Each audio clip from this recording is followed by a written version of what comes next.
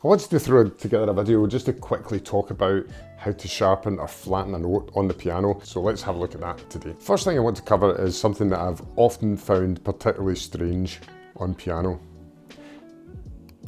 When you tell somebody to go up on the piano, I mean, if you tell anybody to go up in general, they would probably want to go that way. However, when you're on the piano, it means that you go right, because the reference to up is a reference to pitch. So if you're going up the way from C, you want to go this way. All right, and if you're going down the way from C, it's not down, it's actually left.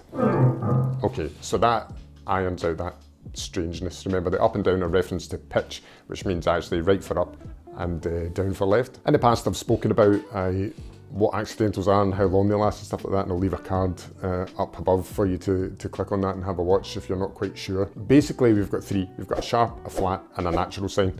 And if we have a look at them, let's just talk about them each on their own. First one I'm going to talk about is sharpening. So basically what happens is if we have a note, I'll leave the sharp sign on the screen so that you can see what it looks like. Some folk call it hashtag, it's just rude. So if you want to sharpen a note, if we're playing D, it means that we move a semitone or a half step up the way, all right? And some people will skip the black note. It needs to be the very neighbouring note. So if I sharpen that D, it moves to this note here. Okay, or if I take an A and I want to sharpen it, I just move up to the black note right next to it. All right.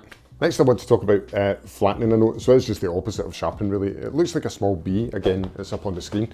And basically if we start with D again, if I want to flatten that, I'd go down a half step or a semitone, just here to the black note there. All right, if I take A again, if I want to flatten it, I just go down to the black note to the left of it.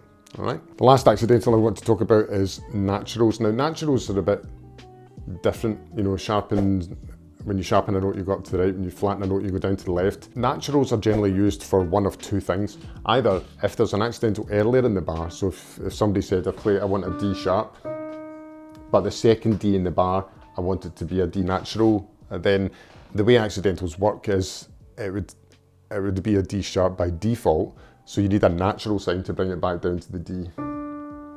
Okay, and again, if it's a flattened accidental, and you want a natural, then you need to put the natural sign in front of the D that you want to, you know, play the white key version of. Now, the other example that you would use it in would be if it was a key signature. So if you were in G major and all the Fs were sharp, but there was, you know, you wanted to actually have an F natural in there, then you would have to have the natural sign in there as well, and that means you would play that, all right, instead of this.